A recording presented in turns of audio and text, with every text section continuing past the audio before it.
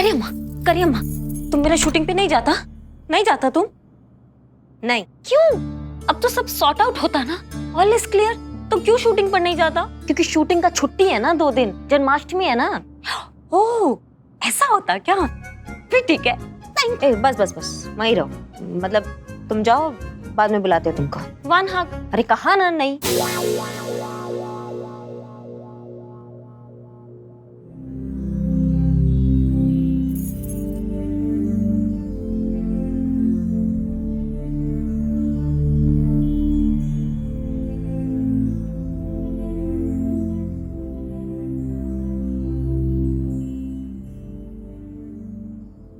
कहाँ है हमारी चुड़ैल को? जाग रही कि सो रही है? सोता होता ना, पता था। तुम उसकी बात का ना बुरा मत मानो। अरे ऐसी ही है वो, एक नंबर की मनहूस नरपिशाचिनी, वो खून पीने वाली झोंक होती है ना। हाँ एकदम वो। किसी को माने किसी को हंसता खेलता देख ही नहीं सकती वो। देखा नहीं कि बस कलेजे पे ना सांप लौटने लगते हैं उसके। अयो। और तो और हमारा लल्ला जीजू। हाँ, उसकी ना सारी खुशियां निगल गई नागिन। क्या बताए तुमको, जब से हमारे लल्ला के जीवन में आई है ना, हमारे गरीब बेचारे भोले मासूम लल्ला के तो भाग्य फूट गए। मगर कोई नहीं, तुम चिंता मत करो। अब तुम आ गई हो ना, दोनों मिलकर ना उसकी जिंदगी जानूम बना देंगे। तुम क्या करता? कल दोपहर का खाना जो रहेगा ना उसका, उसमें इतनी मिर्च डालेंगे ना कि खाना खाने के बाद पूरा दिन भर ना वो मुंह से बस अंगारे ही छोड़ेगी। हाँ। है ना? एक मिनट फिर से दो। ये क्या है ये? तुम्हारी जख्म ठीक हो गई? घाव भी नहीं रहा एकदम? चुड़ैल और डायन को घाव नहीं होता ना, खून पी लेती है ना वो।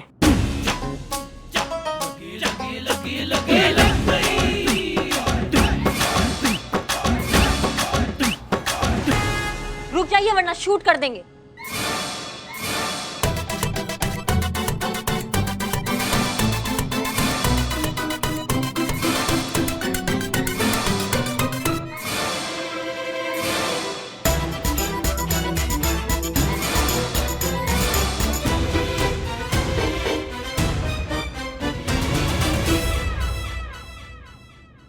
क्या हुआ?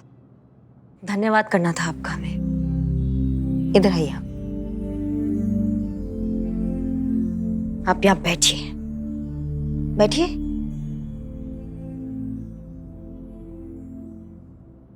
कभी कभी हम सोचते हैं ना तो कृतज्ञता से हमारा सर भगवान के आगे झुक जाता है कि पता नहीं हमने कौन सा ऐसा अच्छा कर्म किया जिसका वो हमें फल दे रहे हैं। आपके लल्ला जैसा पति दिया हमें, और आप जैसी कमाल की सासू माँ हमें मिली है, जिसने आज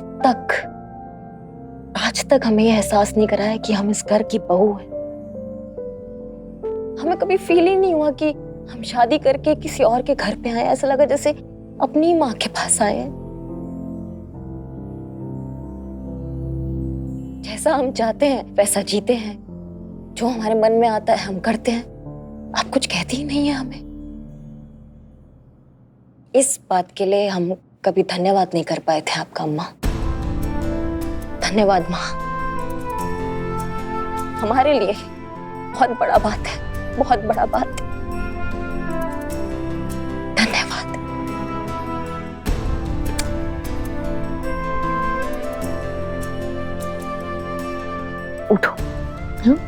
उठो,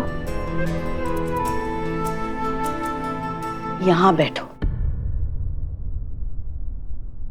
हम कौन होते हैं तुम्हें कुछ भी देने वाले बेटा?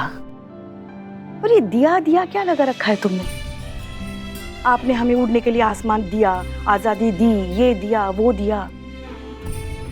ये तुम्हारी जिंदगी है और इस पर सिर्फ और सिर्फ तुम्हारा अधिकार है और किसी का भी नहीं। किसी को कोई हक नहीं है तुम्हें ये कहने का कि तुम अपनी जिंदगी किस तरीके से जियो। किसी की गुलाम नहीं हो तुम। रिश्ते आजादी के पंख होने चाहिए बेटा, पैरों की बेड़ियां नहीं। बहुत बड़ा और सुलझा हुआ सोच है आपका अम्मा, सच में।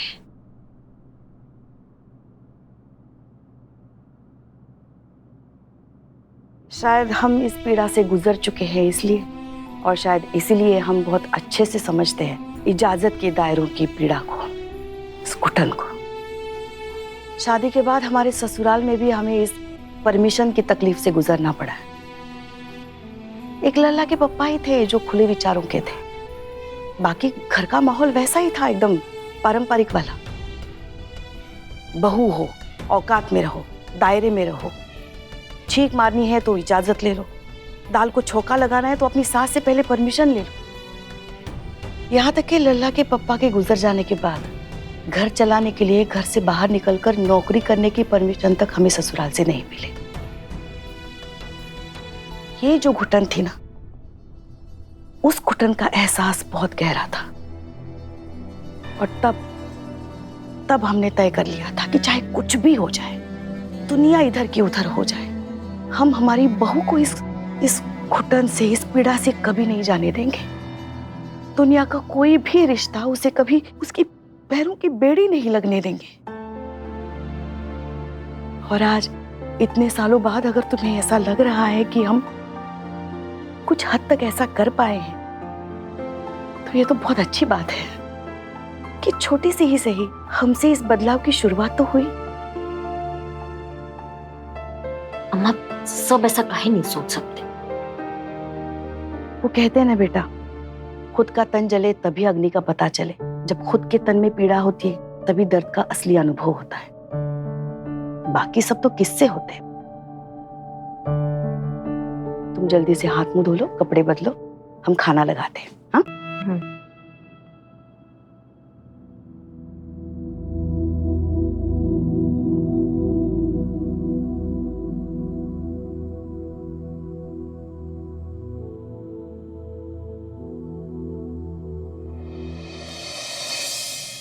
चलो आज बात कुछ यूं कर ले, अपने अपने दायरों का हिसाब कर ले। तेरे हिस्से में कितना तू आता है, मेरे हिस्से में कितनी मैं। चल आज ये बात भी साफ कर ले। सवाल ये है कि तेरे हिस्से में जवाब ही क्यों, मेरे हिस्से में सवाल ही क्यों। तेरे हिस्से में पूरी मर्जी तेरी, मेरे हिस्से में सिर्फ इजाजत ही क्यों। तुम्हें नहीं लगता ये जायज नहीं? तेरे हिस्से में सिर्फ तू, मेरे हिस्से में पूरी मैं भी नहीं। क्यों ना रिश्ते के इस दोहरे चेहरे की धूल भी साफ कर लें, अपने अपने दायरों का हिसाब कर लें। सवाल ये है कि मुझे मेरे हिस्से में जीने के लिए तेरी इजाजत की जरूरत क्यों है? हर रोज तेरी हाँ और ना के बीच घुटते रहने की जरूरत क्यों है? ये सारे कायदे, सारे बोझ मेरे हिस्से में क्यों है? मेरा हिस्सा तेरी तंग दिल इजाजत का मोहताज क्यों है? जब हिस्से बराबर है तो दस्तूर क्यों नहीं? तू भी मेरी इजाजत की घुटन का बोझ उठाने के लिए मजबूर क्यों नहीं? सवाल बहुत हैं, पर असली सवाल तो यही है, मेरे हिस्से में जवाब, तेरे हिस्से में सवाल क्यों नहीं? गजब गजब का लिखी है करिश्मा में, एक शेर तो बनता है।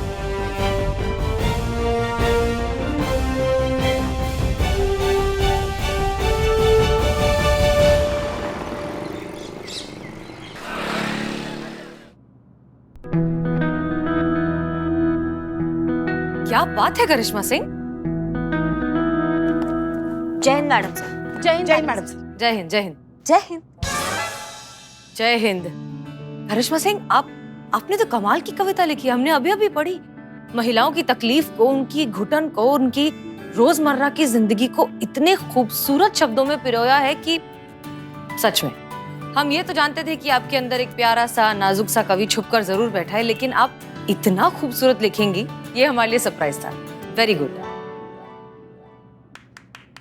करिश्मा मैडम, वाकई में आपकी कविता सारी इतनी वायरल हो गई है, कितने लोग लाइक कर रहे हैं, कमेंट कर रहे हैं, आपस में इतना शेयर कर रहे हैं। मैं कमेंट पढ़ती हूँ।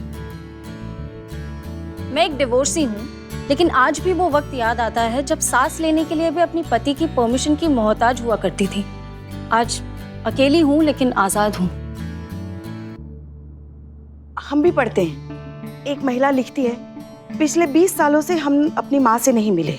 जिस माँ ने पाल पोस कर बड़ा किया, उससे मिलने के लिए आज भी हमें पति से परमिशन लेने की जरूरत पड़ती है।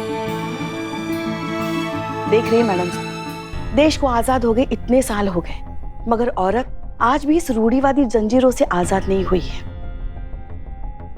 आज भी उसकी जिंदगी किसी ना किसी की इजाजत के लिए मोहताज है।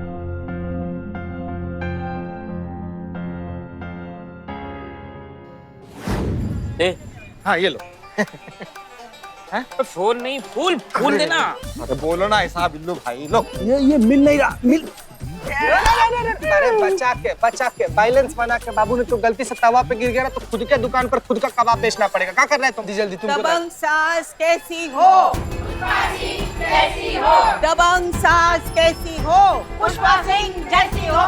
करिश्मा सिंह सबके सामने भौकाल, पुष्पा सिंह के सामने बेहाल। दबंग सास कैसी हो? पुष्पा सिंह जैसी हो। क्या हुआ? अन्नी विनाड़ी, सब सुनो। हाँ अच्छा ठीक है। देखो, एक फैन करियम्मा का पोएट्री देख के देखो क्या कमेंट करता। वो लिखता कि इतना कड़क नारियल जैसा ऑफिसर का रूप इतना खराब हो सकता है पता नहीं था। वो इतना पति से परेशान हो सकता है। आपका नाम करिश्मा सिंह नहीं, करिश्मा दुखी होना चाहिए था। एक मिनट, आप लोग हंस क्यों रहे हैं? इस औरत को ऐसा लग रहा है कि करिश्मा सिंह ने ये कविता अपनी जिंदगी पर लिखी है, कि वो खुद अपनी जिंदगी से और अपने पति से और अपने घर वालों से इतनी परेशान है कि उन्होंने ये कविता लिख डाली। और ये ना तो सच है और ना ही फनी। हाँ और नहीं तो क्या मैडम सर, इन्हें क्या फर्क पड़ता है? हाँ, बदनाम तो हमारा गरीब बेचारा लल्ला हो गया ना। हमारे गरीब बेचारे भोले मासूम लल्ला के तुम भाग ही फूट गए। अब क्या बताएं आपको? मैडम सर, बताइए आप सब लोग यहाँ पर खड़ा होकर इससे बात कर रहे हैं। वहाँ बाहर बवाल मच गया। मैडम सर, आपने कौवों का झुंड सुना होगा, आपने भैंसों का झुंड सुना होगा, आपने सुअरों का झुंड सुना होगा, लेकिन सासों का झुंड, बाहर सासों का झुंड आया हुआ है। पुष्पा जी को खोज रहा है। जान बचा सकती हैं तो बचा लीजिए, भाग जाइए। दबंग सास कैसी हो? पुष्पा सिंह जैसी हो। करिश्मा सिंह सबके सामने भौकाल, पुष्पा सिंह के सामने बेहाल। करिश्मा सिंह सबके सामने भौकाल, पुष्पा सिंह के सामने बेहाल। देखा पड़ गई कलेजे में ठंडक। हाँ, कर दिया ना नया बवाल थाने में। ये आपके हाथ पैर क्या कम थे जो अब कलम से भी टंटे शुरू कर दिए आपने? देखा क्या कोहराम मचा दिया आपने इस कविता ने। अभी तो बड़े कसीदे पढ़े जा रहे थे हमारी कविता की तारीफ में, अब इस कविता से बवाल हो गया तो आप बौखला रही हैं। हाँ ठीक है, हम बाहर जाके बोल देते कि ये जो कविता है ये हमारा निजी अनुभव नहीं है, ये हमारा विचार है और इसका हमारे सासू माँ से कोई लेना देना नहीं है। ठीक है? हाँ, तो चलिए। करिश्मा सिंह, आप पूछ रही थी ना कि रमा को आजाद कराने का, उसे इस जज्बाती गुलामी से निकलवाने का सबसे अच्छा रास्ता क्या है? यही सबसे अच्छा मौका है उसे उसकी नींद से जगाने का। एक मिनट मैडम सर, हम कुछ समझे नहीं। एक प्लान है हमारे दिमाग में।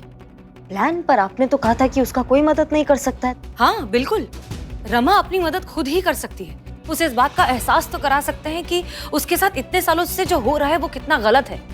परमिशन और शेयरिंग के बीच का फर्क हम उसे समझा सकते हैं। और उसके साथ साथ जितनी भी औरतें हैं जो इस तकलीफ से न जाने कितने सालों से गुजर रही हैं, उन सब को भी उनकी नींद से जगा सकते हैं। कुछ समझ में नहीं आ रहा है मैडम सर। अब पुष्पा जी और करीना, आप आइए हमारे साथ। नहीं, आप नहीं, सिर्फ पुष्पा जी और करीना। ओके, तो सुनिए।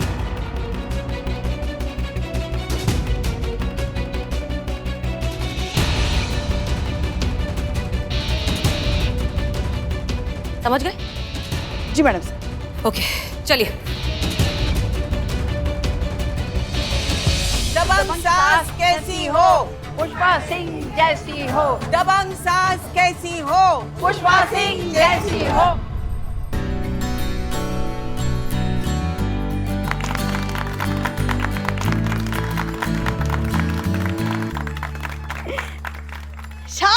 शान। अरे क्या है ये सब? ऐसा क्या किया है हमने जो आप लोग हमें इतना सम्मानित कर रहे हैं? अरे क्या किए आप? आपने जो किया है वो हम सब सांसें मिलकर भी 7 जन्म तक नहीं सोच सकती। वैसे तो हम अपने घर की छोटी मोटी साधारण बहू को संभाल ही रही है, लेकिन आपने तो चलती फिरती भोकाल देवी करिश्मा सिंह को संभाला है। इतना तो सम्मान बनता ही है ना? क्यों बहनों, है ना? हाँ, बनता है। अच्छा ये बात बताइए, कैसे कर लेती आप ये असंभव काम? अरे ऐसा कोई मंतर नहीं है। हाँ सच कह रहे हैं हम। अरे वो तो सिर्फ घर के बाहर शेरनी है, घर के अंदर की शेरनी जो है ना वो हम हैं हम। अरे वो तो हमारे सामने बकरी है, बकरी काहे की, बिल्ली है बिल्ली, वो भी भीगी बिल्ली। मैडम सिंह क्या बोल दिया आपने इनको करने के? देखिए तो, बुरा मत मानिएगा बहन जी, मतलब शेर काबू में है।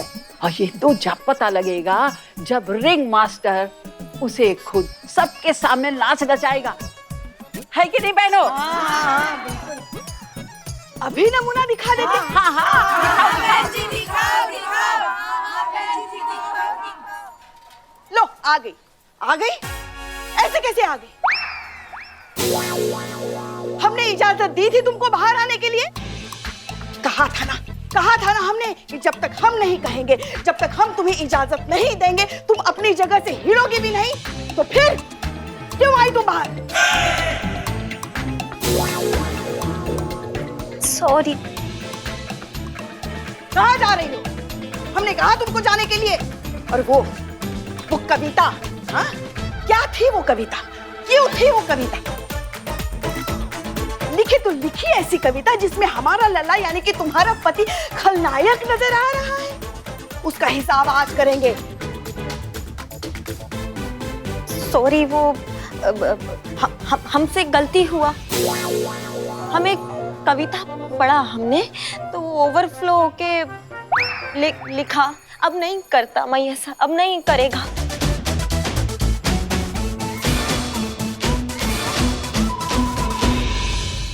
तुम्हारी तो करिश्मा सिंह नहीं, मैडम से हमारी इज्जत का कचरा हो रहा है मैंने आपको के सामने। हम बताना चाहते हैं कि वो करिश्मा सिंह नहीं है, वो हमारी बिगड़ी कॉपी खड़ी। आप ऐसा कुछ नहीं करेंगे, दैट्स एन ऑर्डर। ये सब प्लान का हिस्सा है। देखिए तो लेकिन रिलैक्स। किसकी इजाजत से तुमने वो कविता लिखी? बताओ हमें। इसकी सजा तुम्हें मिलेगी और बराबर मिलेगी। नहीं, हमको सजा मत दो। हम तुम्हारा बहू, तुम्हारे बेटे के कलेजे का टुकड़ा। हम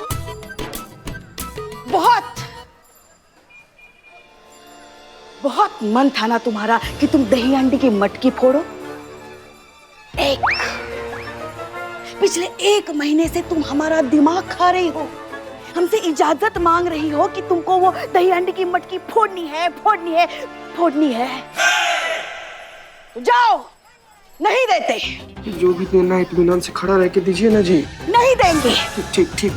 नहीं देंगे हम तुमको इजाजत मटकी फोड़ने की। और कल तो तुम यहाँ दिखना भी मत। यही सजा है हमारी बहुओं की, है कि नहीं? हाँ, बिल्कुल सही। हाँ।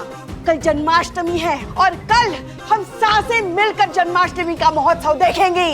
कल कोई भी बहू अपने घर से बाहर नहीं निकलेगी। क्यों बहनों? नहीं निकलेगी।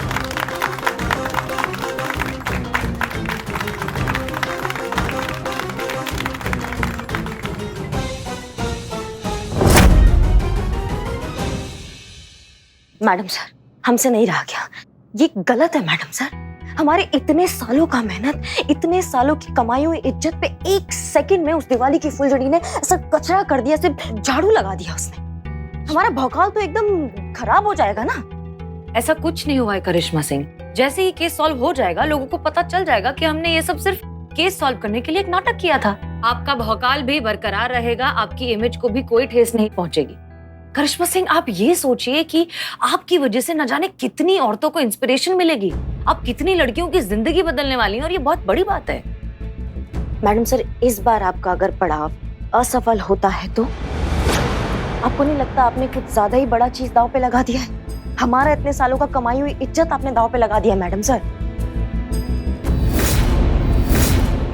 नहीं, अभी हमारा बात खत्म नहीं हुआ है, अभी पूरा नहीं हुआ है हमारा बात। ये व्यक्तिगत नहीं है मैडम सर। हम अपना नहीं सोच रहे हैं, हमें अपना परवाह ही नहीं। हमें उन लड़कियों का परवाह है जो हम जैसी पुलिस अधिकारियों को देखकर पुलिस फोर्स ज्वाइन करने का सपना देखती है मैडम सर। अपनी सीमित साधनाओं से निकलकर कुछ कर दिखाने का हिम्मत करती है। अगर वो मैडम सर हमें ऐसे गिड़गिड़ाते हुए और मिमियाते हुए देखेंगी तो उनका सपना 1 सेकंड में टूट जाएगा। इतना हिम्मत जो वो बनाएंगी ना, वो सब टूट जाएगा मैडम सर। अगर ये पड़ाव में अगर आप असफल होती है ना मैडम सर, तो ये सिर्फ आपकी असफलता नहीं होगी, ये हर उन लड़की की असफलता होगी जो हम जैसी निडर पुलिस अधिकारियों से हर परिस्थितियों में लड़के जीतने का जज्बा सीखती है मैडम सर। चलते हैं मैडम सर। जय हिंद। जय हिंद।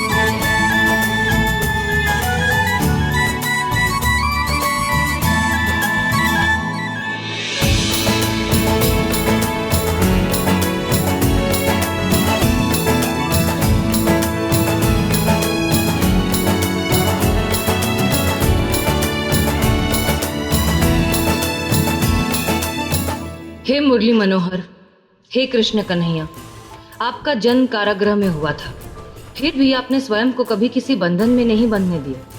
शायद इसलिए क्योंकि आप भगवान कृष्ण हैं।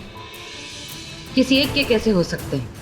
कण कण में समाये हैं। दुनिया को भी उनके भीतर भटके हुए विचारों के कारागृह से मुक्त कीजिए, उन्हें भी सद्बुद्धि प्रदान कीजिए, सही मार्ग दिखाइए, आशीर्वाद दीजिए कि कल जो प्रयास हम करने जा रहे हैं उसमें सफल हो और सदियों से चली आ रही इस भटकी हुई विचारधारा को सही दिशा दिखा सकें। जय हो मुरलीधर, जय जयकार हो आपकी।